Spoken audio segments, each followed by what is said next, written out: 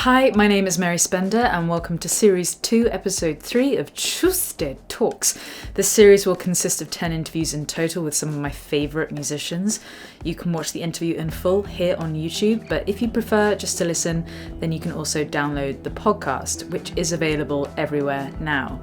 This week I chat to Adam Neely just before he headed off on tour to India with his band Sungazer. If you haven't seen Adam's intricate video essays on music theory, then I thoroughly recommend them. And he's just about to reach a milestone, a YouTube milestone, so subscribe to him too.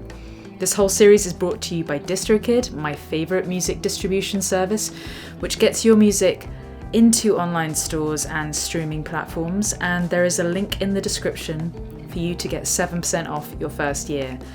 I would love you to comment below and share your favourite moments of this conversation, maybe leaving a timestamp or quote. But first, let's get into the show. Tuesday Talks. Tell me about India. What's happening? India is a large country in the middle of Asia.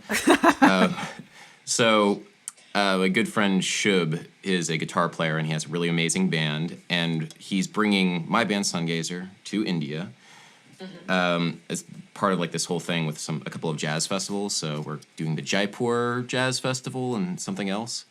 So we're there for like a week and a half, I guess. But wow. It's part of this whole Shubgazer thing, which is just like our excuse to call whatever we're doing the two names of the band, Shubgazer. It's not funny, but we just call it Shubgazer. So you've already done so much performing already, just like in the last 6 months. You've just upped your game completely. Yeah, it's been a conscious effort to do that. Basically, I was getting tired of just making things just on YouTube, because YouTube's great, YouTube's awesome, but I wasn't playing my music out. I felt like there was this kind of hole that I hadn't quite filled of like original music that I had been working on for a long time, but it just wasn't doing anything.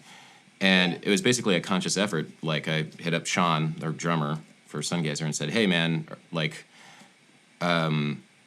if we started touring a lot more this year, would you have the time to do that? Since he is a touring drummer based in Europe, and the artist that he was working with, and he still is working with, was touring quite heavily. So I didn't know if he would have the time to do Sungazer. It's been kind of awesome to just start up and do this. It's like a whole learning experience. It's something new entirely. I'm very excited for it. And is that how your 2020 is just going to look? Just like touring literally over the world? Right now it is, yeah. It's not just Sungazer. I'm still doing like talking things. Like I'm going to colleges. I'm talking at South by Southwest. Yay, again. Cool. That's going to be cool. It's going to be like an AI. I'm going to be talking about AI music, which is very exciting. What are you going to be saying at South by Southwest? I'm going to be talking about, the name of the talk is The Aesthetics of Future Music. So a lot of the time when, you have tech enthusiasts talking about AI, they talk about like, oh, AI is going to be able to create new music. It's going to be able to, be an assistant for composers and songwriters, or can just generate music from the blue. But nobody has ever talked about or even thought about what the music's going to sound like, because nobody thinks to do that. Like, what is the music going to sound like? Is it going to be syncopated? Is it going to be, like, what are the textures? What are the sounds of AI music? So I've been talking with a bunch of people. I've been working a little bit with I want to say an AI collective, or like some people who work with generating machine-learned music and just trying to figure out like what it's going to sound like, basically. And it's something that I'm really interested in. I don't know, like the future is unknown. I want to figure out what it's going to sound like, how people are going to work with it, and just 10 years from now, the pitch is like, what is Gen Z going to be listening to 10 years from now? Is it a curveball to sort of suggest like, if lo-fi music and the craze that's going on there with people taking samples off splice or, making their own or whatever, just some of that relatively, I don't want to annoy people by saying this, but relatively like simplistic, minimalist music. There we go. Like it can definitely surely be created by a computer. Yeah, it definitely can be. But the problem is that it doesn't sound, that's something that sounds like music being made now. But how is the music going to develop? Is it going to develop? If AI is just put in control of everything, does it just stay as this recurrent loop of just the same thing over and over and over again? Because that's what people say about pop music today. It's the same thing. But it really isn't. Music sounds way different than it did 10 years ago. But if AI is put in control of things, is it just going to just be generating and iterating the same thing over and over and over again? Or will it create something else with human input? That's what I want to find out. But that's a good point, and I want to think about that, and I'm probably going to mention that in the talk now, of, just recombining elements like on Splice. That's something pretty easy to do, and an AI can do that. So it brings up broader questions of human creativity. Like, we somehow are able to generate new music and generate new sounds. So what then is necessary for a computer to do that? It's so exciting though. Like it's I kind of, even just in terms of like technology and how things have developed from 10 years ago in 2010, and seeing where things are now, like it is a hell of a lot different. Like it doesn't really feel, I don't know, in my own personal terms, I don't sort of feel like it's all that different. But then I didn't even have an iPhone. Yeah, smartphones, if you even think of that, like smartphones, the way that we listen to music, streaming, like everything has changed. It's been completely different, and yet we don't really feel that way. So I'm sure 10 years from now, it's going to be the same thing, except maybe when we won't feel that way. What brave new world and the people in them. To quote Aldous Huxley / Shakespeare, I'm trying to sound smart right now. So anyway. But that's your whole ethos, just trying to sound smart, right? I'm trying so hard. Please think that I'm smart. We're all trying. We're all trying. Yeah. I was listening to an interview with obviously a guy crushing YouTube right now, Mr. Beast, about where YouTube is going to be in 10 years' time. And he really simplified it. He was just like, well, YouTube is owned by Google. Already all the searches go through Google, and like YouTube is the second biggest search engine. So if Google owns YouTube, and he spoke about it in a way, I'm going to absolutely ruin how he put it, but he was just like, in 10 years time, like it's only going to be bigger. That was basically the summary. It'll have evolved, most definitely, but it'll only be bigger, whereas other people are worrying about whether or not YouTube is even going to be around. And all I think about is like how permanent YouTube is in terms of just infrastructure physically. Like you think of the YouTube spaces, you think of it being owned by Google. No one's wondering whether or not Google's going to be gone in 10 years' time. Do you think if you're sort of moving your attention towards kind of, it is scalable because obviously you can just do bigger and bigger shows, but do you think there is almost like a, I don't know, it's just a battle within us, isn't it? Between the live show and the videos and making sure we keep both up. Yeah, you're okay. I get the sentiment. Yeah, I get the sentiment here. Yeah. So you're asking, why would I abandon something that's growing and for performing live shows, which is like a dead end? That's not really what you're asking, but there's a sentiment there. Like one thing is growing. One thing is going to be more stable. One thing is going to be more permanent and more pervasive. While as the other thing, live performances and touring, that's on shaky ground right now. I'm not sure if that's what you're asking, but that's a statement. And it's something that I do think about. And the thing is I will always have YouTube to go back to because it's growing and I'm still making things and I'm still, using YouTube as a promotional thing for live performance and vice versa. I can always go back to YouTube. A part of it is the idea of just expanding my portfolio because even still, there's a respectability gap on YouTube. And I think you were interviewed for this Mel magazine. That was an interesting article. Yeah, it was good. There's a respectability gap because among certain people, YouTube is like amazing, like, oh my gosh, you do YouTube, that's incredible. And for a lot of other people, not just in music but everywhere, YouTube is just like, oh, that's the place with PewDiePie and the racists, and there's this thing. It doesn't seem like it's a professional class of creators in society yet. It might eventually get there, but for right now, it still has this very DIY, like, other aspect to it. And so that hasn't changed in 10 years. Do you know Freddie Wong by any chance, or Freddie W?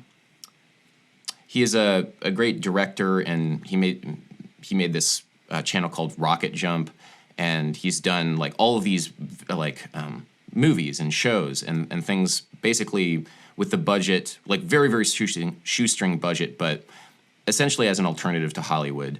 They created the film studio and just were releasing videos all the time on YouTube. They got billions of views. It was absolutely incredible. Some of these older videos were very, very well viewed. They were trending all the time. And he did this interview with some other people at Corridor Digital, basically saying that he could not get a gig in Hollywood because nobody in Hollywood cared that he had this studio that was churning out these really high-quality videos. And because the whole old system, the whole respectability thing still is there. And that's 10 years after the fact that he did all this stuff. So I've been thinking about that more and more recently. It's like, we're growing. You and I and like a lot of the other music YouTubers, this is a niche that's growing and it's going to keep growing. But where does that lead to? It leads to more growth. It leads to us doing more things, hopefully. But it's always going to be stuck on YouTube unless there is some kind of connection to another industry or connection to something else. And that might change because the younger generation is growing up with YouTube in ways that they didn't before, but it will be a while. And it's important to always be sowing seeds elsewhere, I think. That said, everybody is doing what they're doing and everybody has their own goals, but my goals are to play my music live. And you can't do that on YouTube. You can play your music on YouTube, but you can't do it live. It's very interesting to figure out what you care about as well. What do you care about? Well, I definitely care about. I'm not going to be so arrogant to sort of say I don't care about people's opinions in terms of like how they see me as a credible artist or anything like that, because obviously I do. I'm a musician. Like my insecurities. Love me, please. Exactly, love me, please. That's the title of my next record. However, I'm wondering whether, for me personally, because it makes sense for you, like you're actually getting out on the road. And you've got the musicians behind it, you've got the music done to be able to go and do that. I obviously really enjoyed going on the road end of last year. I just see sometimes the battles that I need to fight as being a little bit larger than I ever thought at this point. Like, maybe I was naive to sort of think that it would open a few more doors, and it definitely has opened doors having a YouTube channel. But do I really care? And it's literally a question I'm asking myself within the last 24 hours. Just something's changed in my life, career-wise. Nothing major, just like an opportunity opened and then it closed, like within 2 weeks. And it's like initially the first thing I do is go, what did I do wrong? How, and then I realize like it's people, it's things going on in other people's lives that I don't have control over and that I shouldn't have control over. Then it's also that there are some things that I can do myself, and I really respect you, made sure that you went and got the gigs yourself initially. And now it's sort of, now you've got help, but you went out and you fought for it. And I've done that a tinsy wincy bit with support shows, but I probably need to do it on a grander scale if I'm really going to pursue it. But it's really figuring out, where does your energy lie right now? And my energy does not lie there just yet. But it doesn't mean I'm going to just cower down and just go, right, okay, live shows are not a thing for me.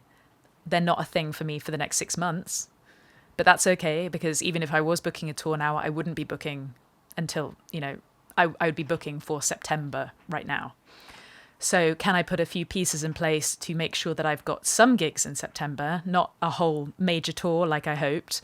But yeah, it's just sort of figuring out, who do you really care about?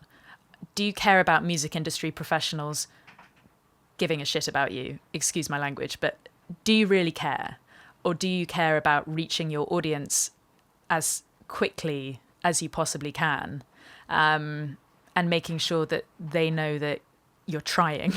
I guess that's the sort of battle I'm in right now, because I'm just like, I want people to know that I really, really want to go on the road, and I want to tell people that, but it is not as easy as doing it all yourself, like making a YouTube channel. The amount of friction involved in uploading a YouTube video, there is none. You have an idea, you work on it, you work your ass off on it, but it's just you do everything. And because you do everything, it's easy in one sense. To book a tour or to go to some place, it's not just like, oh, I'm just going to write an email and they'll say yes and then I'll go there. There's so many other moving parts involved, and there's so many other people that can say yes or no to that.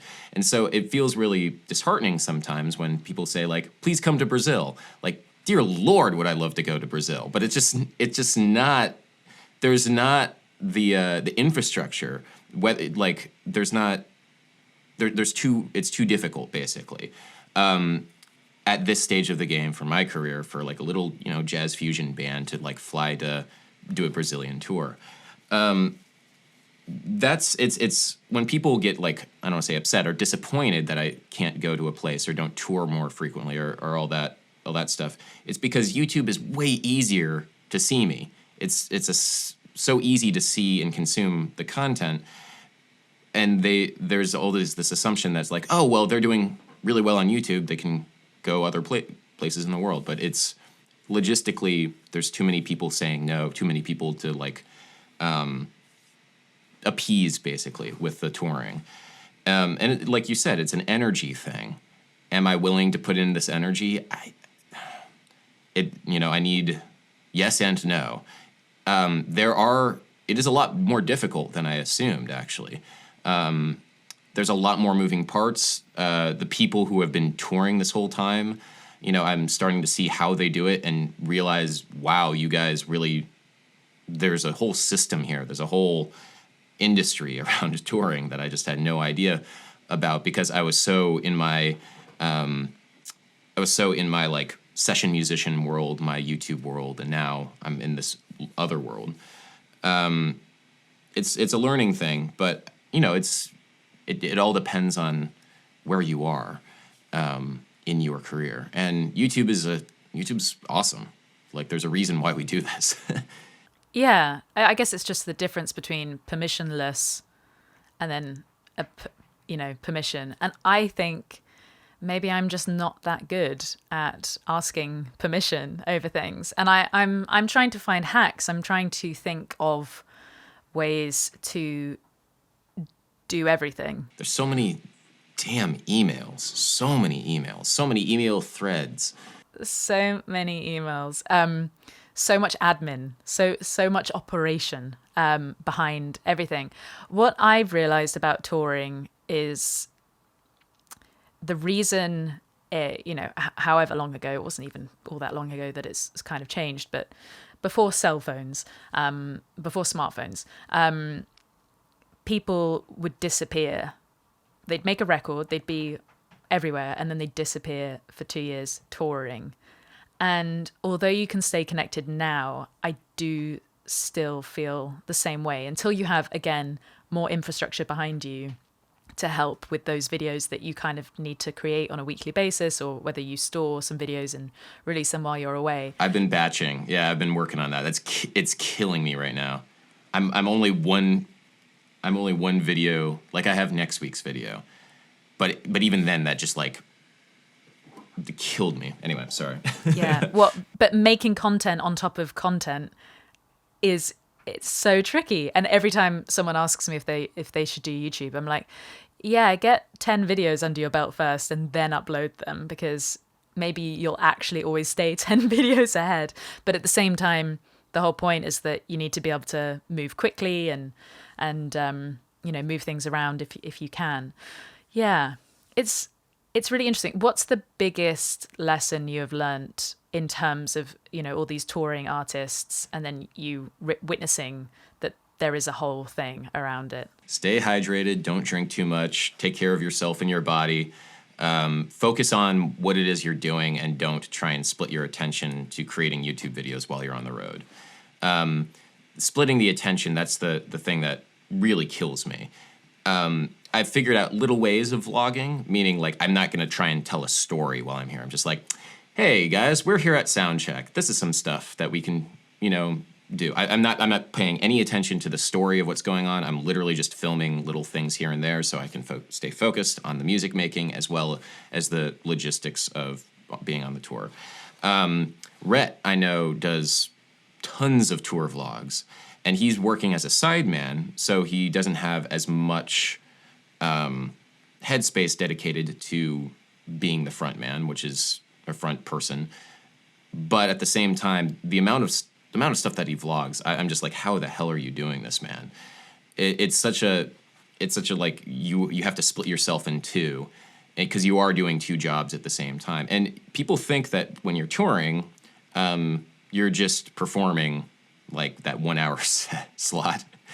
It's so much more than that. That 1 hour slot is your vacation from tour. And so everything else that goes around it, you have to really be in it, really be focused. So those are the things that I've learned. Take care of your body. Don't try and vlog too much. Otherwise, you'll just get burnt out. Fortunately, I've only done like shorter runs, and if I was to do a much longer run, I would have to like really focus on all of that stuff. This fall we'll be doing longer, like 3 to 4 week things. So far, it's always been 2 weeks at the top. To make yourself have longevity in that industry and then be able to keep up YouTube at the same time, yeah, I think the shorter runs are the way, because you can sort of survive a few weeks here and there, but going away for 6 months or something, I can't imagine it. I can't imagine it. I think I'd die. Another thing is it's just like it takes you out of your routine, and then you can come back into your routine when you're making YouTube videos. Sometimes I've just like not bothered to upload a video, it's awesome, by the way, to not worry about uploading a video. Oh my God. Just to like give yourself a week's rest on videos. And I'm like, is this how normal people live? They're not thinking about a video every week. But at the same time, then I get antsy and then I really want to make a video. Yeah. So it's a brave new world. Not to bring it back to literature, but it's a new thing that not everybody has figured out quite yet. How do you create content while you're touring? How do you like balance everything? And forget having a social life. Just don't even bother. Yeah, what I found, and I like your being on stage is the holiday part of touring. It's so true, because that is the time when you can actually breathe and do the thing you're good at. That's the easy bit. The 23 and a half, sometimes if you're doing a support tour, is 23 and a half hours. Oh, you're just living and breathing, surviving the day to get to that half hour.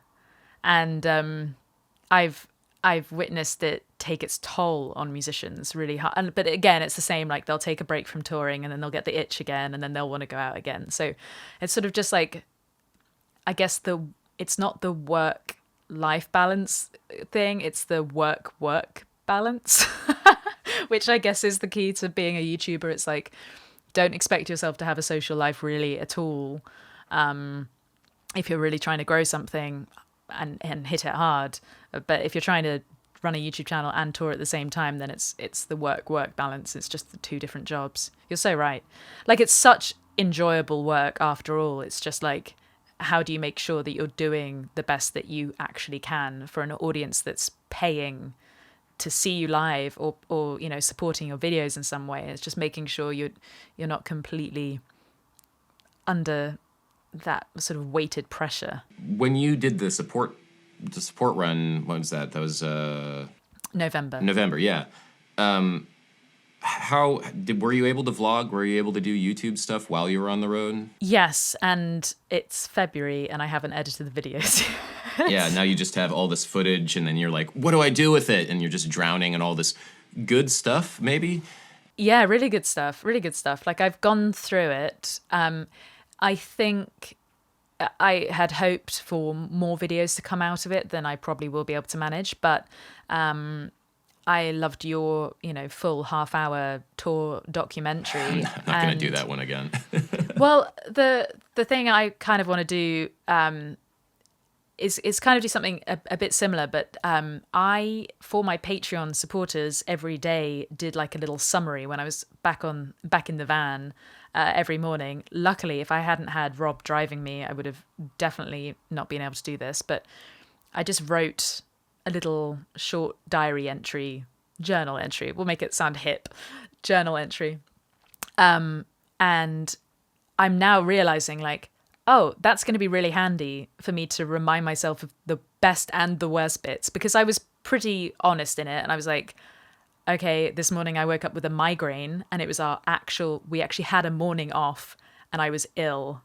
And then we had to be in the van, and then we got stopped at the border. So our day off then became like a full day of just awfulness and delays. And then we arrive late to sound check, and then you just have to jump on stage, and then you have to go to bed, or you have to get to your bed, then go to sleep, have the 4 or 5 hours, and then if you're lucky, and then get up and do it all again.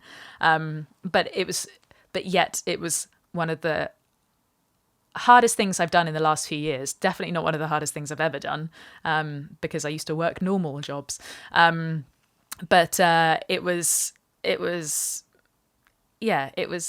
tricky. But now I think what I'll do is do it's kind of like a daily, like a weekly vlog of that, and do the voiceover and read out my journal entry, and then just edit all the clips, and not worry too much about a story other than just saying exactly how it was each day. But that's the only way I think I can manage getting that video made, just to show that I did it as well, because it was so enjoyable getting up on stage every night. Oh my God, yeah.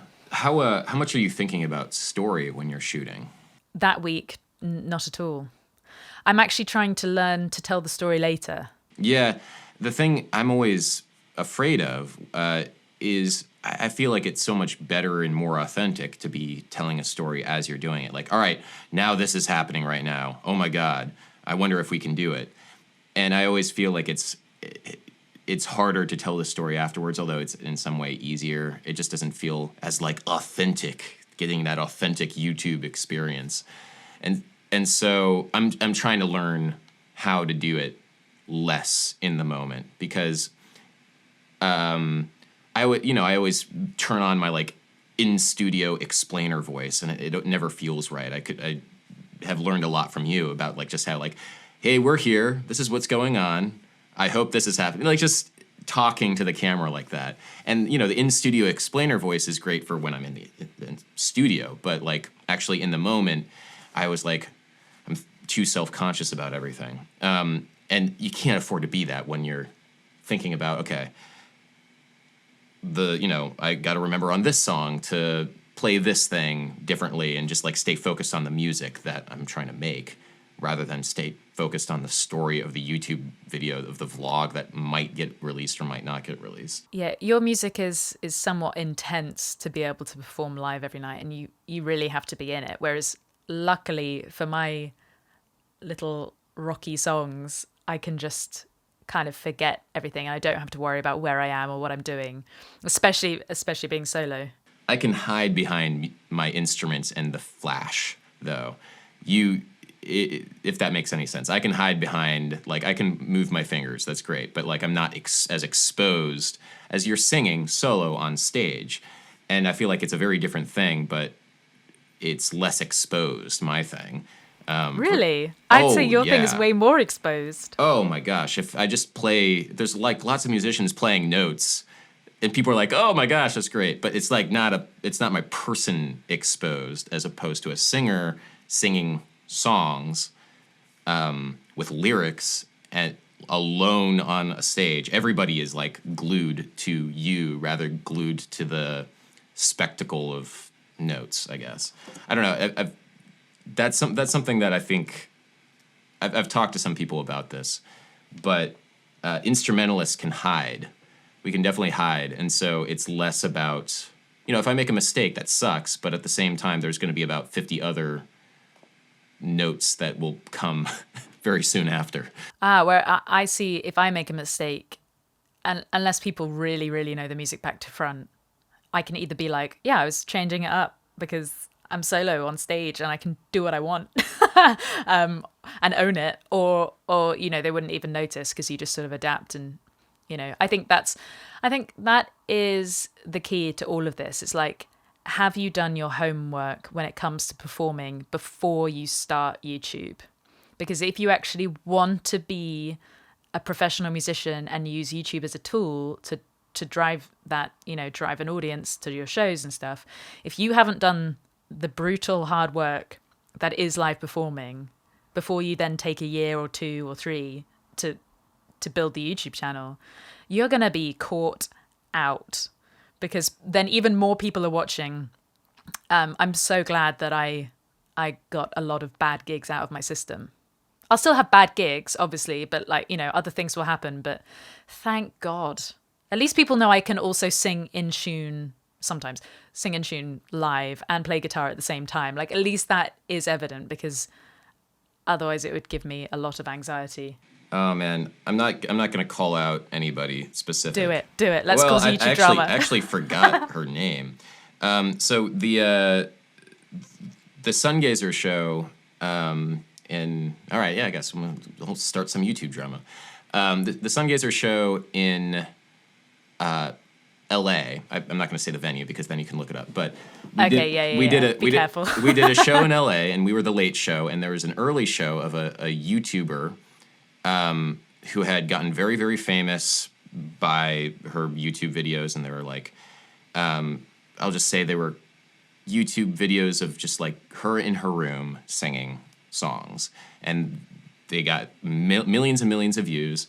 And the show that she put on was this insane, ridiculous, over the top, like it was a small club, and there was like, they brought in a lighting rig and a monitor guy and like a drum riser, and this is like a 200 cap room, by the way, so it's very small.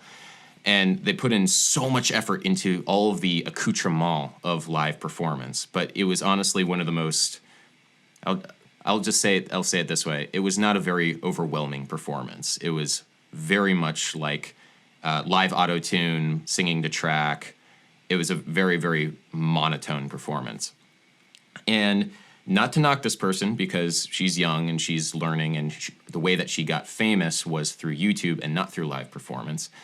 But there is something to be said about just standing there and playing music.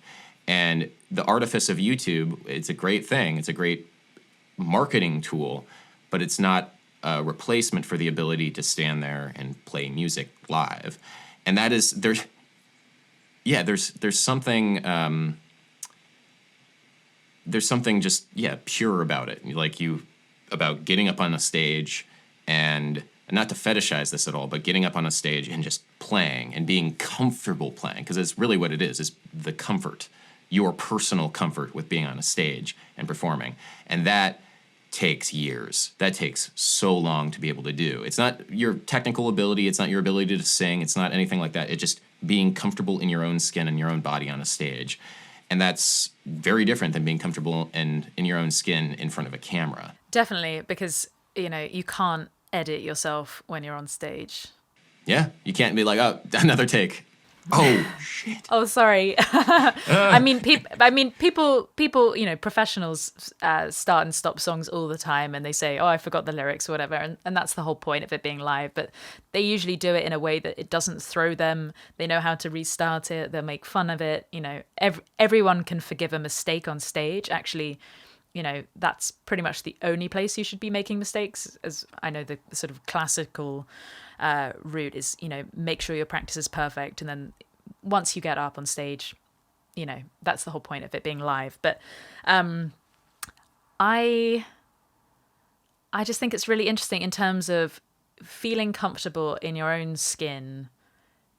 It comes from, it translates to everything. It's not just about being on stage, but it's just about walking into a room and talking to people. The only way you are going to be the calmest person and the most sort of enjoyable to talk to as you walk into a room full of strangers, or whether you're networking or whatever, it's just like do you have, I don't know how to phrase this properly, but you kind of have to have the least to lose. So it's like in any negotiation, I always sort of see like live performance as a negotiation as well with the audience, because I know I've done the hard work, so I can walk up on stage and I can perform. And so I don't want to make you feel nervous by talking to me, watching me perform. I'm not making sense with this.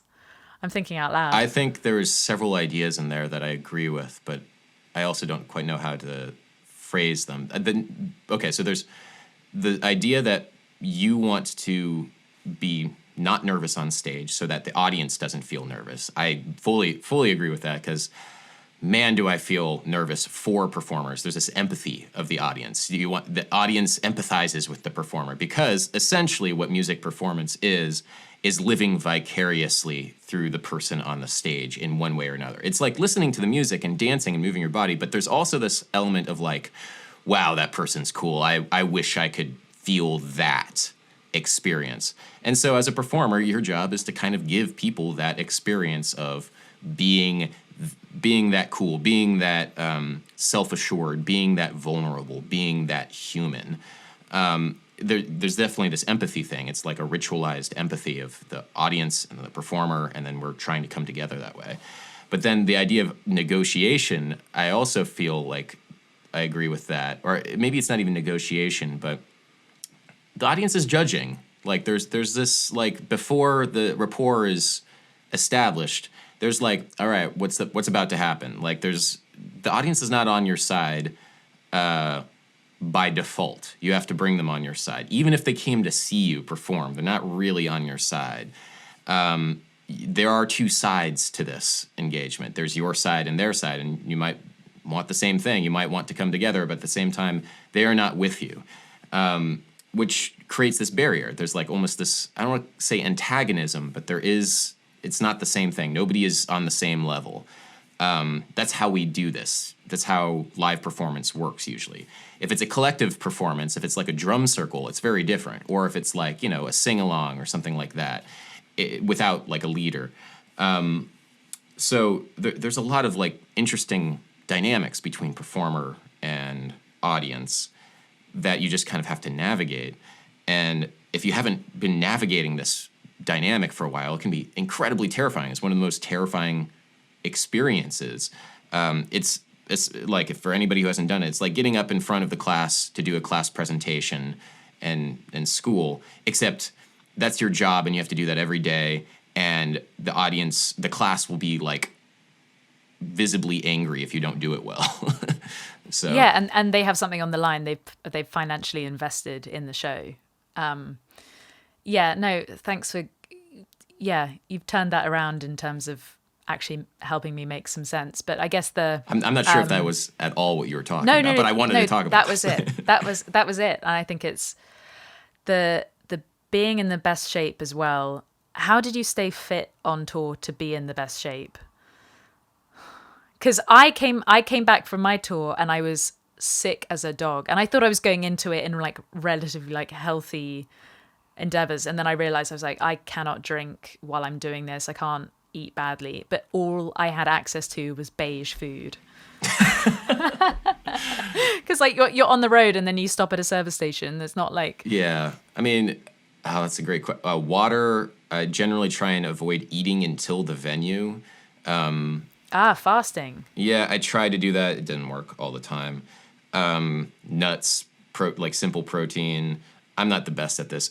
Our keyboard player, Christian, is absolutely amazing keyboard player, but also he runs marathons and does like crazy like distance training. And so when we would stop, this is back in November, when we would stop at different like gas stations, he wouldn't like go out and rest. He would just run around the gas station. He would just like take laps for like, I don't know, 20 minutes. And then by the end, he would have run like a 5K. And I'm like, dude, that's insane. And he was like, yeah, this is the only way that I can do this, like on tour. I don't recommend that for everybody, but it did get me thinking about like, well, there are ways of at least hitting the gym while you're on tour. But most of it is like, yeah, it's not living like a human being unless you're doing the most insane, you know, if it's a bus tour and you're staying at really nice hotels every night, and you know, there's ways of doing it, but we're not at that level. That's not the reality. We're not at that level. Are you kidding? No, definitely not. Yeah, I try and you know, that's another thing is, you know, I'm 31. I'm about to be 32. I can't afford to do crappy bus tour, like crappy like van tours. I can't afford to be like crashing on people's couches and getting drunk every night. And it's just a bare minimum of like not only keeping myself together, but also like just respect for myself. And that's another thing. It's like, you respect yourself, guys. You should always respect yourself and what you do and your craft, and not just the music, but you. And yeah, something I'm learning too is the best ways of doing that. That's really interesting. Respect yourself. Yeah, there are definitely certain things that people sort of, yeah, you can't. There are just certain things that you just can't do now. Like, I know there's still the sort of, oh my God, who's the incredible? She was in the Dresden Dolls. Absolute pioneer when it comes to online fan base. Amanda Palmer. Yeah, thank you. She, you know, talks how she's got a book where it's like the oh my God, I'm just murdering everything about this, but the, you know, getting the ability to ask, like actually asking people. And it's like, yeah, there are certain things that you definitely ask. Like we ask people to support us on Patreon. We kind of ask, thanks everybody, people to watch our videos and to come to shows. But it's difficult to ask even more from some people. And maybe it's me also being English, but maybe it's also me being nearly 30. And also, yeah, the respect for yourself, like crashing on sofas. It's just not sexy. Like I've done it. I definitely did it. But now it's just not sexy. I mean, it is very unattractive, but it's not even like, I would gladly ask people, and people offer, yeah, hey, where are you staying? You can come crash at our place. Like people offer that, and it's awesome and it's great, but there's this sense of like not being grounded enough in like where I am. Like I need to have like my own space at the end of the day, even if it's just for an hour, even if it's just in a crappy, crummy hotel, which it is. But like that stuff is very important. And there is this ethos. Okay, so there's this one. There's a couple years ago, Pomplamoose. Do you know Pomplamoose, like Jack Hunt? Yeah, awesome band and great people. They released like I'm guessing like a blog or something, a Medium post, where they just were going through all of the finances of how they toured. So basically they toured like, I don't know, it was 3 weeks, and they ended up losing money, even though they were selling out all these venues. And one of the reasons why they lost money was they were paying their session musicians very well. They had a lighting rig. There was a whole whole show that they had developed around the stuff. And so when you like added up all the numbers, and they were very transparent. They were showing all of the numbers of how all this stuff added up. They were like, yeah, we didn't make any money. We actually lost a fair amount of money based on how we lived on this tour and what kind of tour it was and what the show was. And one of the interesting things I've always found about this article is that in the comments, people were angry. People were like viscerally angry about the fact that they lost money on this tour and the reasons why they lost money. Because they, like, one, were paying their session musicians. They're like, you don't need to pay the session musicians, or you don't need to pay them. Like, what's that about? And they were paying for hotels, and like not even nice hotels, and they were like sleeping two to a room. They're like, you could just crash at people's places. Like, why are you doing all this stuff? And the amount of anger surrounding musicians and touring musicians around quality of life things, basic quality of life too. Remember, this is a job, and this is not something that's like vacation. Basic quality of life things were people were just angry about. And I've always found that really interesting. It's feeling like musicians do not deserve to live basic lives without crashing on couches and like very basic quality of life things.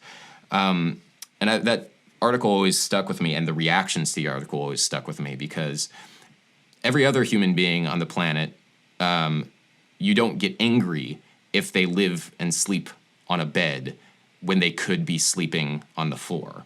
But for whatever reason, touring musicians, you expect them to live on the floor of somebody's bedroom. And in your early 20s, sure. In college, sure. But I'm a grown-ass adult, so... Well, and yeah, we can't speak for everyone. I feel like our loyal supporters would be like, yeah, please have a hotel. Like, we see how hard you work. We know, even if it is a crummy hotel, like, have a bed rather than someone's couch. And especially when you're looking after musicians, if you're a session musicians can go on the road and still make a loss, and they don't have any of the equity behind it being their own show.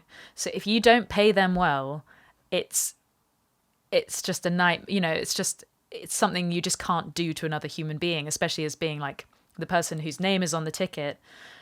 That's different. If you make a loss, that's your responsibility, but you can't ask musicians who are helping you. It's like you wouldn't ask employees in a company to work for you for free unless they are doing an internship and there is some sort of like, that sort of dynamic. But most musicians, the musicians that we want to be playing with, don't need to do that. They don't need to intern anymore. They can charge good money. It's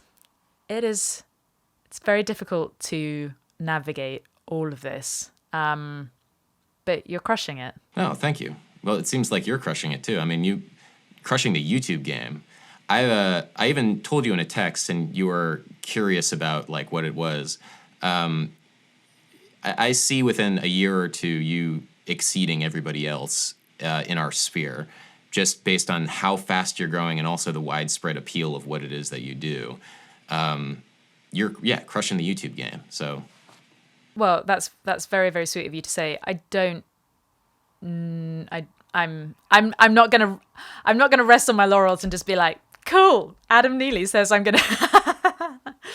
And also, everyone is growing so massively right now. It's so exciting. What I've definitely seen is how different the response is now to all of us that have kind of like, I like to sort of think of us like all growing up together from like the first Gearhead University that Toman did, where you and I met, and we met so many other people through those sorts of events where we all grouped together and we get to spend a week together making videos and just hanging out.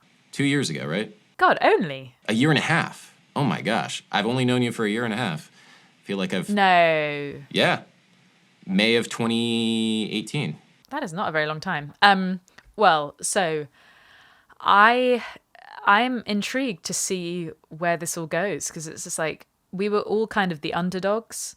Even if someone had a massive channel that was like at 500.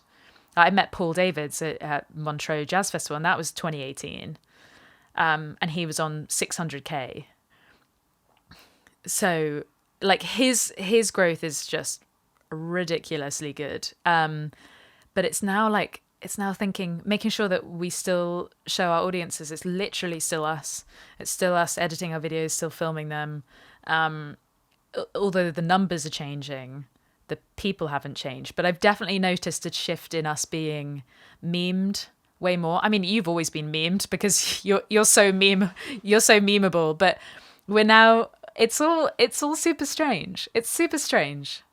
I'm excited to see where it goes, though. I feel like I'm resilient enough to be able to handle it now. Well, because you've been doing it for a second, and it's like it's not. You're also an adult. I feel like the pressures with, yeah, it really truly is. If all this stuff happened to me 10 years ago, oh my gosh.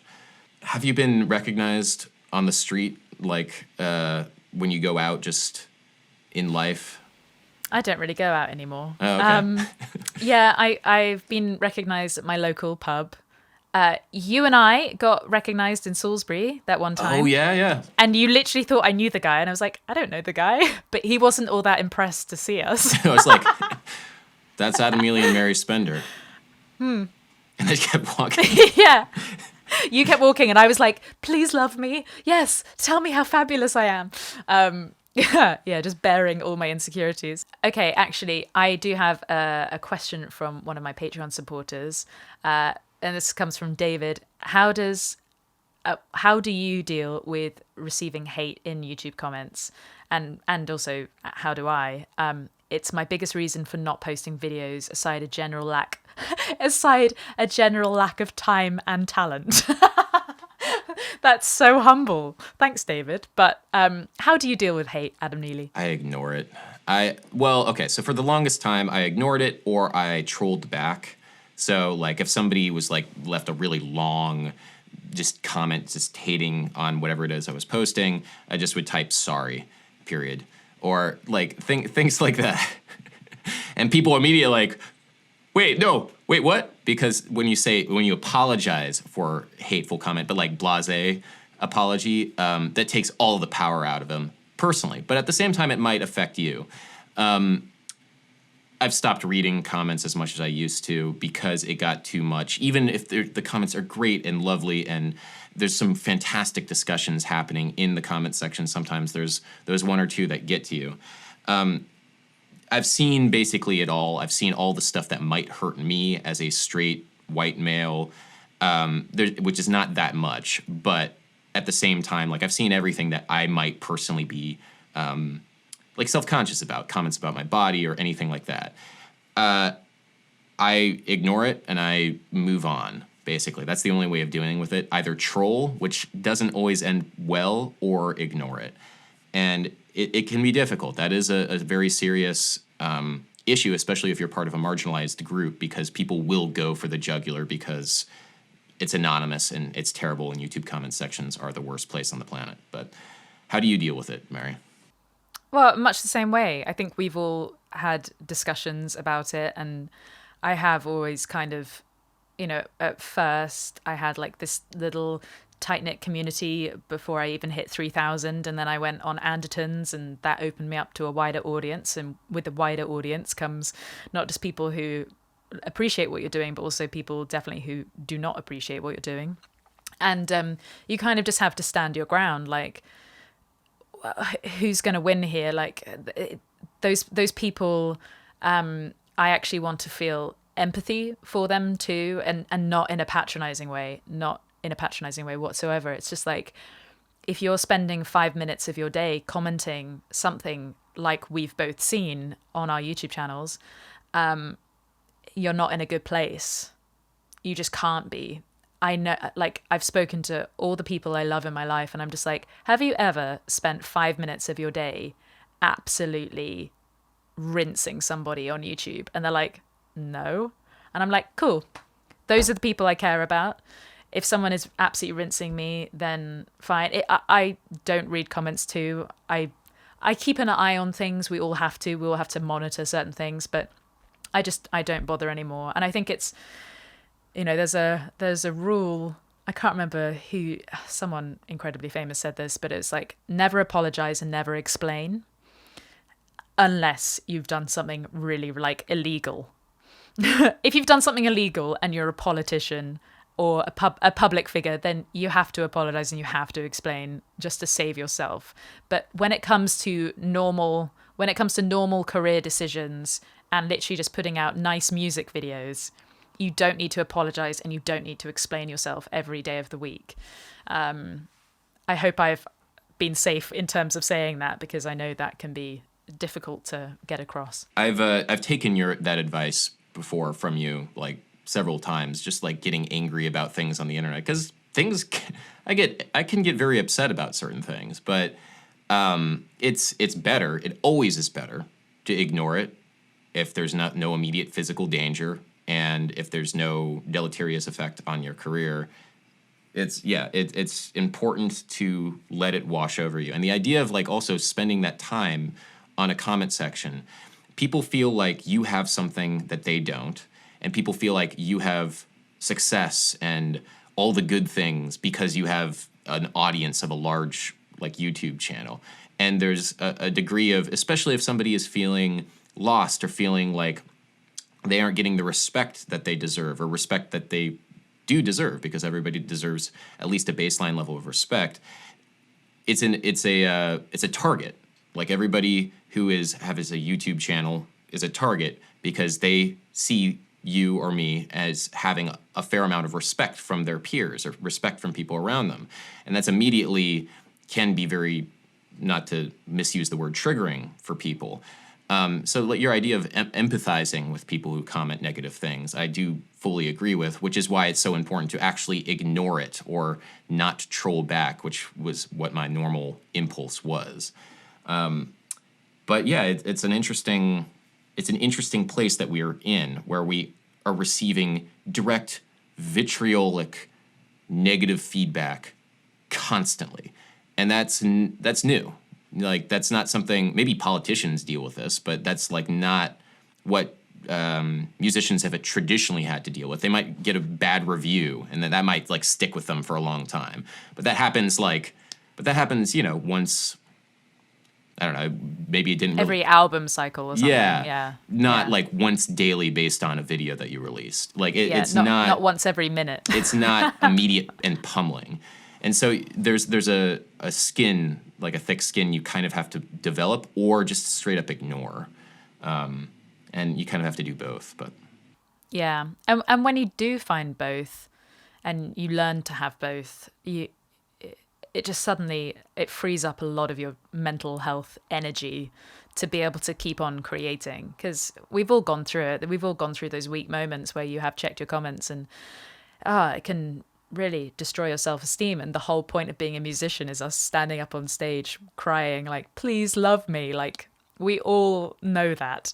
But yeah, I think all of that is it's just growth, and just like making sure you're always trying to better yourself a little bit every day to garner that respect that you actually do want. And you can't do that if you're looking at people just hating on you all the time. Well, and there's a weird thrill about it too. There's this term, there's a YouTuber, ContraPoints, she has this term, the masochistic epistemology, which basically is the idea that anything that hurts us, like a negative comment, must be true. And it's an odd idea, but it does, one of the reasons that we fixate on negative comments so much, like we get the one negative comment and then like 100 amazing comments that just said, we love you, this was amazing content, but we fixate on that one because it hurt us. And the feeling that because it hurt us, there must be an element of truth to it. Even if there isn't any truth whatsoever to the negative comment, we have this instinctual idea that something that hurts us has a degree of truth to it. And because of that, we fixate on these things. We fixate on things that we think are true, even if they aren't necessarily that. And that's what's so important about ignoring everything. Sorry, I'm getting text right now. That's what's so so popular. I'm so popular. So that's why we fixate on these things, and why it's so important to ignore them, because they aren't necessarily true. There might not be any truth to it whatsoever, even if they are so negative and affect us so much. But do you? I'm going to ask you a question. Do you get like negative comments on like Instagram or like Twitter or other social media channels that you're not like looking to grow as explicitly as YouTube? Yeah, I post daily to all of them. So yeah, they're smaller communities. So again, they're not as the hate isn't as amplified. But again, there's only so much time you can spend commenting back. I think it's really important in the early stages of a YouTube channel to literally comment on everything and really monitor and see where you can improve when you're small. But it gets to a certain point where it's not worth your time to comment back to every single little comment when those people are also expecting you to deliver another video the next week, if not within a few days. But yeah, it's no, I don't interact really to any of it. Well, I've got a few more Patreon questions because they're interesting. Although Arthur asks, can you talk about how you two recorded together on different continents? Which we didn't actually do, although we're doing it right now. We didn't actually do because you recorded all the... Well, we're kind of recording right now. Oh yeah, we are. Oh yeah, hey. Because when you did bass for Lone Wolf, I was crashing with you in New York. There's also something about that, like, it's a lot easier if they're actually, it's easy to record remotely, and technically you didn't need to be there, but it was just nice to be like, hey, do you like this idea? Rather than having to go back and forth. So it was a lot easier to physically be in the same place. I know because recording interfaces are so inexpensive and it's so easy to record remotely, there is the temptation to always do that, but there's something about the creative process of being physically in the same room that I think is a lot more productive. Yeah, I think even if you do, so I would trust you now because we've actually been in the same room together to record parts. Like, it's just how I did it with Rhett. Like, yeah, I'd get it now. The foundation has been set, but initially always try and be in the same room. Okay, so Ross asks, how do you go beyond your impressive depth of knowledge, theory, and technique to play with musicality and feel? And at what point did it go from conscious struggle to unconscious mastery? Oh, he's trying to flatter you. Why, thanks. The flattery is accepted and very much appreciated. There are two sides of it. There's the wonkish, book smart brain, and then there's the intuitive, the intuitive side of, like, my musicianship, which is very much based on listening, feeling, all the good things that are associated with performing. You can't think your way into a good musical performance.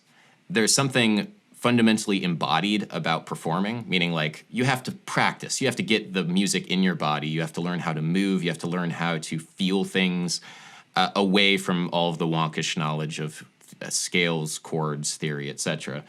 And that's been always hard for me, because the wonkish side of things, that intellectual side of things, quote unquote, has come the most naturally to me. And actually just performing and doing the stuff that actually really truly matters always has felt difficult, because I've always felt like a little bit not super comfortable in my own skin.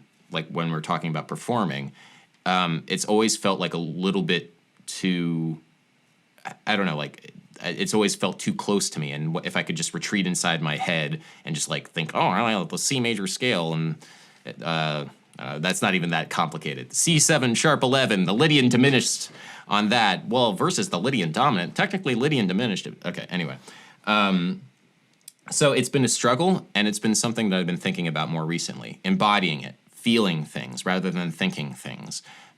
Intuition versus judgment, like all these kinds of things. And it's been almost a personality shift in me over the past couple of years to be able to do that. I'm not sure if that's the best answer, but there's definitely two sides of the whole thing. But thank you for the flattery, and I appreciate it. No, I also couldn't agree more. Okay, so Elia asks, there are lots of different ways to learn theory and understand it, but where she struggles is trying to apply it. She can't figure out how to practice the things she learns to the point that it actually sticks. So she's asking for tips and thoughts, like a quiz or something. A quiz. Well, the big thing with theory is that its most direct application in terms of scales and chords usually is in jazz music, because with jazz, you have to have some basic foundational knowledge of arpeggios and chords and structures in order for you to improvise. You don't technically need to know the structures of music to be able to perform it, and so the direct application of some of the more heady theoretical things that you're thinking about is sometimes hard to like actually apply. The big thing I think that everybody can do is ear training. So being able to listen to certain things and then identify intervals while you're listening to them. Like in this melody, the leap from this note to this note is a major third. In this melody, the leap from this note to this note is a major sixth or something like that. So to me, being able to ear train, listening to music, and then identifying elements within that music is the fastest and most direct way of applying theoretical knowledge to what you're actually performing and playing. And it's also super practical because to be able to identify those intervals in music, you can take that knowledge and then apply it to other kinds of music that you're making or listening to. And it's very exciting too once you start doing this. You can hear like, oh, that's the one chord. Because that's the one chord that feels like it's home. I can hear the one chord in this song and I can hear the one chord in this other song too. And it's a similar feeling when I hear that chord in both songs. Or that's the 5 chord in this song. And because it's the 5 chord, I can hear that. I can hear the relationships between these two chords. I can then expect this feeling of resolution from 5 to 1. So connecting your theoretical study to ear training, your ears, I think is the most important and most practical thing with any of this stuff. It's a hard thing, though, and a lot of people ask, like, how do you actually apply the theoretical knowledge? I think listening, learning to listen to things, and then, like, naming what it is that you are listening to, I think that's the most direct way of applying any kind of theoretical knowledge. Yeah, and you can start off so simple. I was with a friend, and they were just playing guitar strings, just open guitar strings, and being like, what's this note? And I have not done that in a while, and I was kind of like, once you got the first one, then obviously you could just use relative pitch to figure it out. But even then, just getting my brain back in order, and I am trying to re-educate myself and kind of include it in my self-care, which is such an awful thing to say. I can't believe I even said that. But in the mornings, I know to avoid checking emails or doing any work, technical or creative, any work until I've done an hour's guitar practice and gone to the gym. And that's my new foundation of a day, because I'm like, even if that's all I do in a day, that's still like a good day. So, and it's not always just like theory, and it's not always ear training either, but just it's like I've been learning a song that's really tricky, and just figuring out within even those sorts of challenges, like particular songs, like why does it sound good?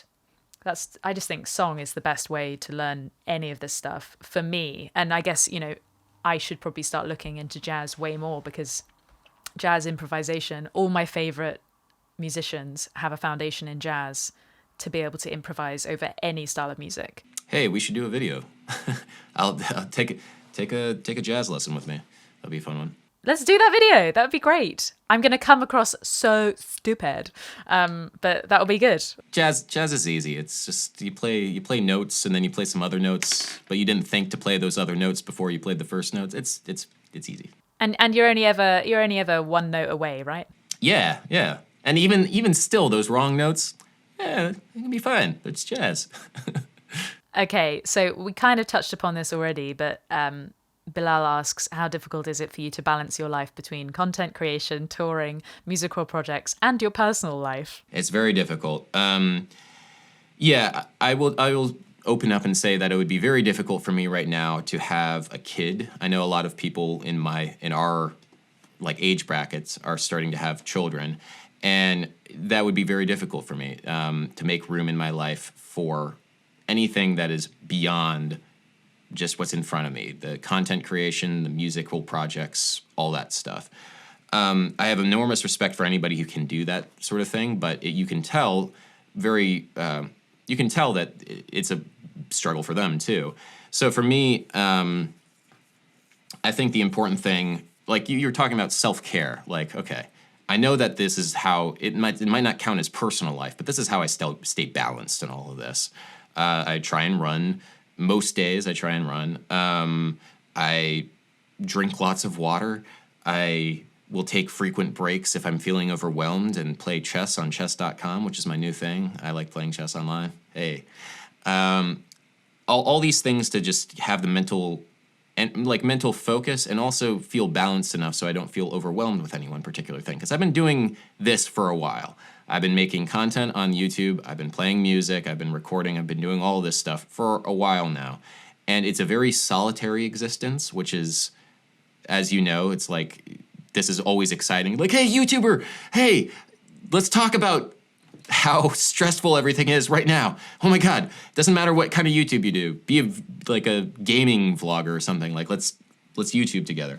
So that's like, it's a balance, and it's always remembering to respect myself, not at the expense of anything that I'm doing or trying to create. I think that's the big takeaway from YouTube and this life that I'm living right now. Do you want to know what I've done to try and balance myself? And I think this is the first time I'm admitting to it, but I've been doing it for a few weeks, and because I'm at home at the moment, and other than a few bits and bobs here and there, like of traveling, I'm probably going to be here quite a lot for the next few months. And so getting into a routine has been really luxurious and really enjoyable.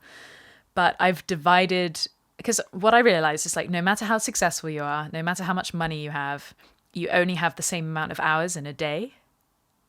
So I have literally divided up a day and tried to get a certain balance in terms of like how much sleep, because I've been working out a lot. So I need way more sleep.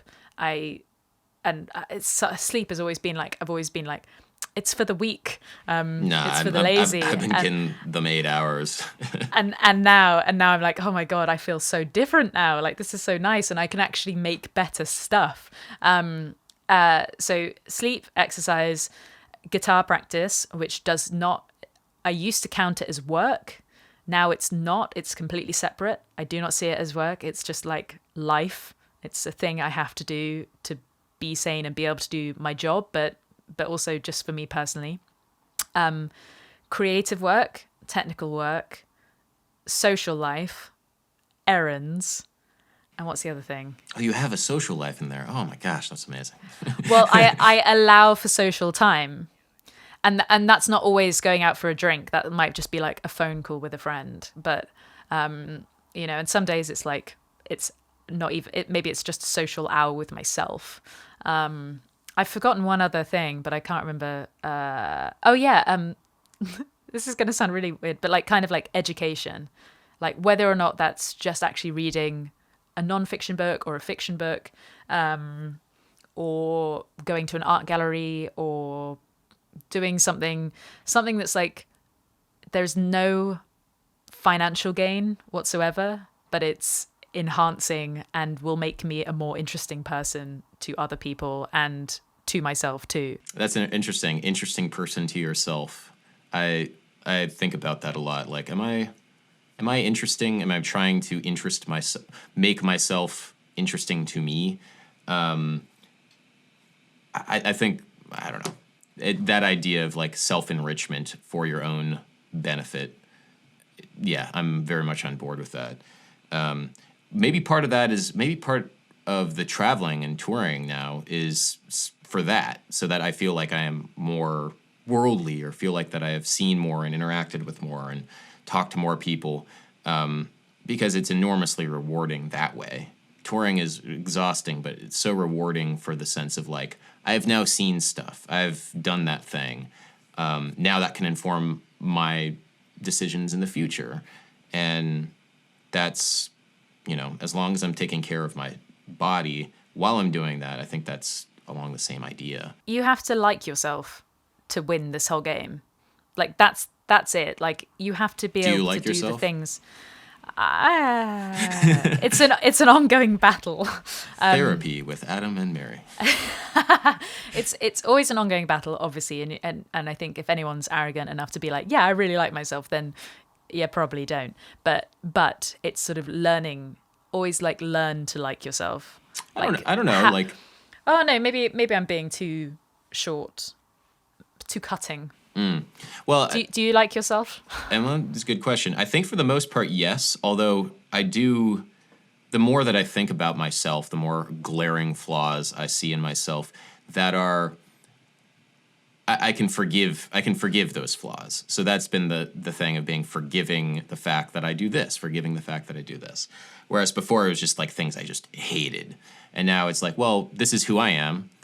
I know how to improve upon these things. And because I can make a conscious effort to improve upon these things, I like myself a lot better for the effort to improve them. This is, I'm not sure if this is at all entertaining content for your viewers, but this is what I am thinking about too.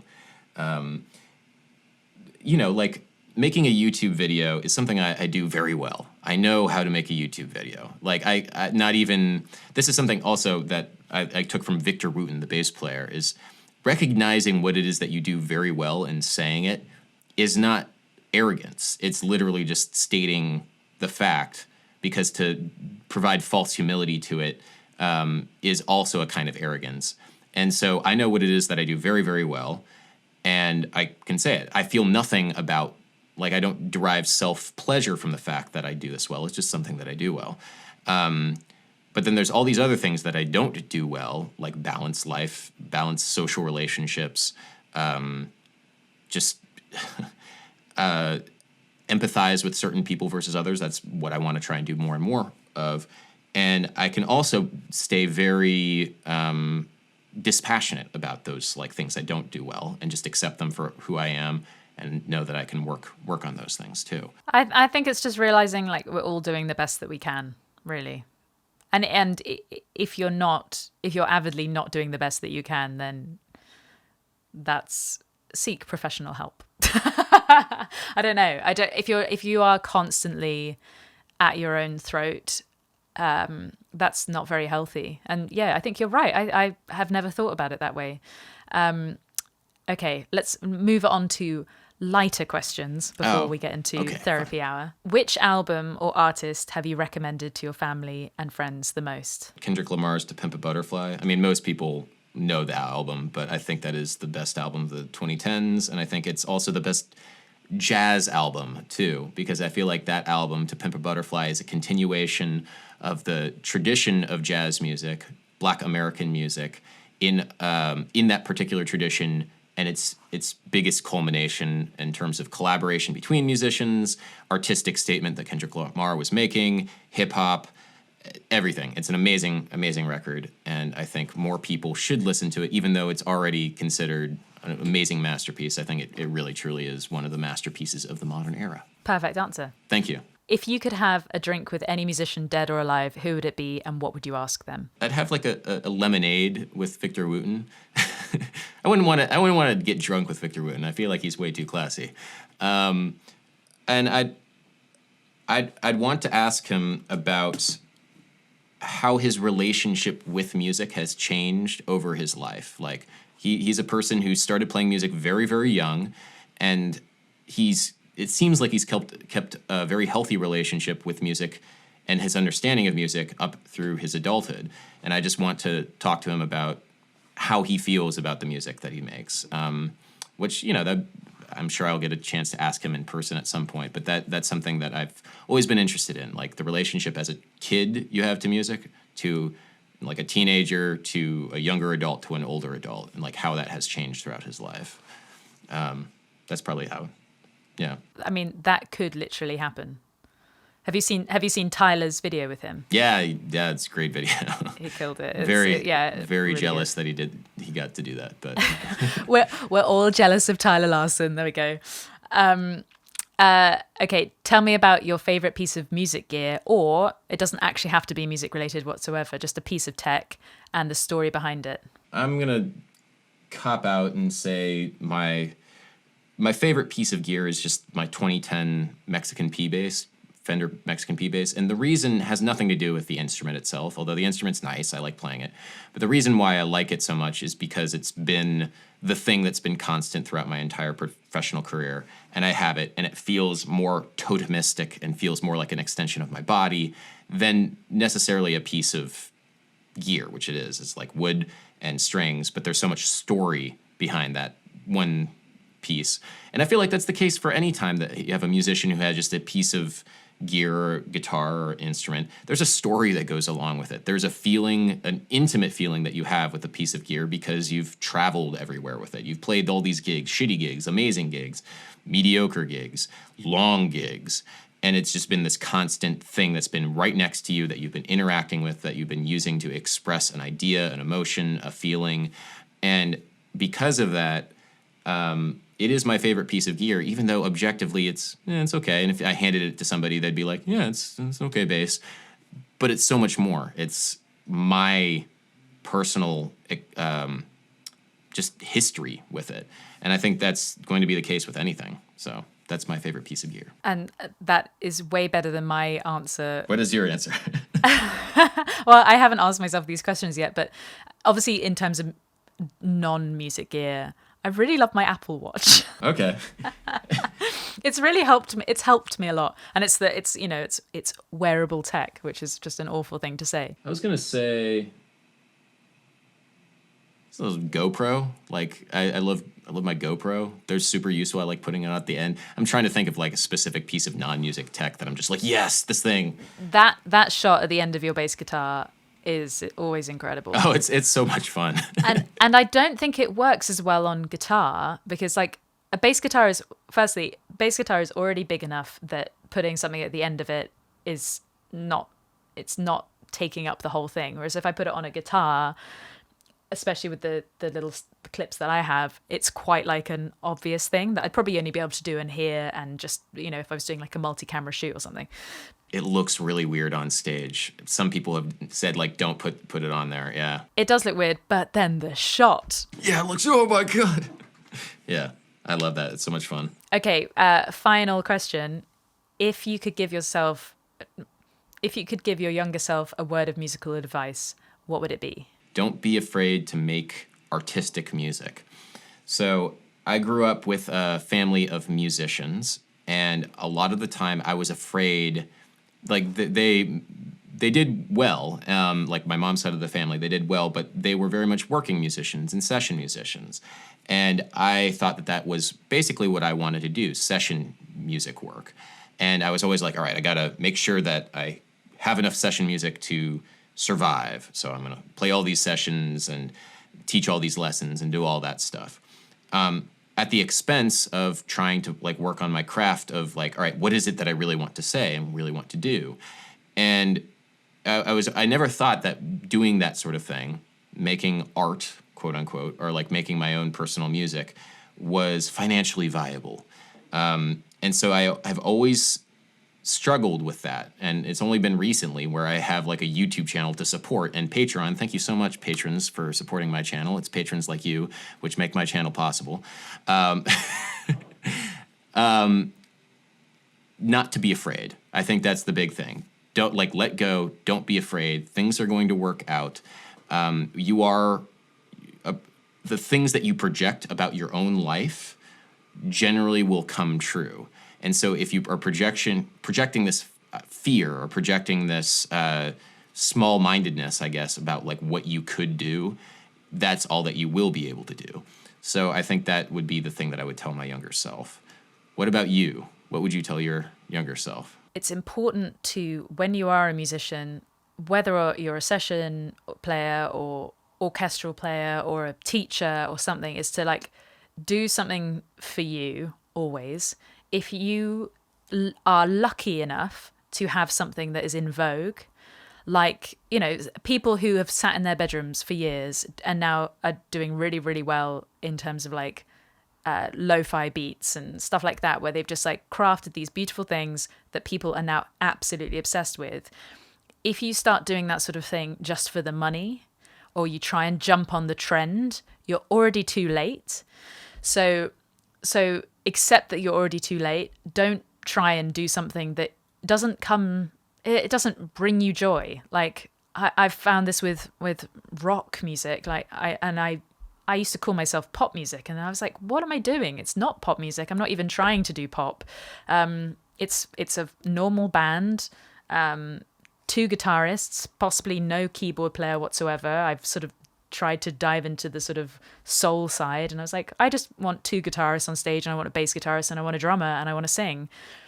Not to say that I don't want to collaborate with other artists who do other types of music better than me. And I think that's the way to actually make that sort of music. Like, I really want to work with our friend Rachel K. Collier, because her production is just incredible. And she sees things in songs that I don't see. But then maybe I can bring something else to the table as well. So it's just like, figure out what your thing is. And this goes for guitar players or instrumentalists as well. Like, what kind of player do you want to be? Because there are only so many hours in the day. Like, you cannot be a master of all things. Same with, YouTube as well. It's like, if you're jumping on YouTube just to make money, then you're screwed. Like, it's not as easy as that. You have to live and breathe it, and you have to fall in love with these things before you even attempt to do it yourself. So yeah, I feel like maybe my message would be rather similar. Like, it would be like, just don't worry about people telling you that it's unfashionable or out of date. It's like, or not legitimate. Because it's like, does it come naturally to you? Is that the thing you want to be saying? Because you never know. You never know. It might be 10 years' time, but rock music might really, really come back in full force. And it's kind of already showing its head a bit more. Because of the online space. Yeah, I mean, I'm thinking like Alabama Shakes, like what they do. That, music, I guess, is from the 1970s, but like it was huge. It also feels like hugely current. There's a teacher of mine who said that what is original, what you find. So in order to be original, quote unquote, whatever that means, you have to go with the thing that's the most staggeringly obvious to you. And that can be like, well, this is the thing that I do. I know it's dumb, like nobody's going to want to do it, like nobody's going to want to listen to it. If you have that impulse, that's probably what you should be doing.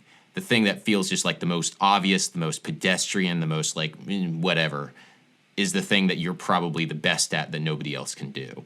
Because you're having that impulse to just get rid of it because it feels too easy to you. It feels too, like, obvious. Like, I want to do this thing, or I should be doing this thing. And, I'm not sure if that's 100% true, but I've had that impulse about a ton of things. Like, that's stupid. But generally speaking, the stuff that I've done, that feels the best once I accept it, comes at some point from an impulse like that. The stuff that's the most staggeringly obvious is probably the most original, quote unquote, if there is such thing to be original. So that's something that I think is important, and would be important to tell a younger version of myself too. That was incredible. I mean, everyone knows where to find you. AdamNeely.gov. YouTube.com/AdamNeely.gov. But thanks for your time. Yeah, thank you for interviewing me. It's always nice to talk to you. Super fun to catch up with Adam via this podcast. I hope you enjoyed it. Now for information on the sponsor of this entire series. More than 250,000 artists rely on DistroKid to distribute their music, including myself. If you're wanting to have your music available on Spotify, iTunes, Apple Music and Tidal, amongst many more stores, then you should sign up using the link in the description. An account starts at just $19.99 for unlimited songs and albums in 12 months. And with the link in the description, you'll get 7% off your first year. Here are some of the benefits you'll find at DistroKid. Automatic revenue splits. Just tell them who to pay and how much to pay them. They'll do the rest. Hyperfollow. You'll have a pre-save marketing page within minutes of uploading your music. Once your release goes live on all the stores, they'll add links to the same page automatically. Lyrics support. Add lyrics to your songs and they'll send them to stores for you. Global timed release dates. Your release will go live at the exact same time everywhere on Spotify. Massive thanks to DistroKid for making this series possible, and check out the link in the description for that 7% discount. But otherwise, I'll see you next week.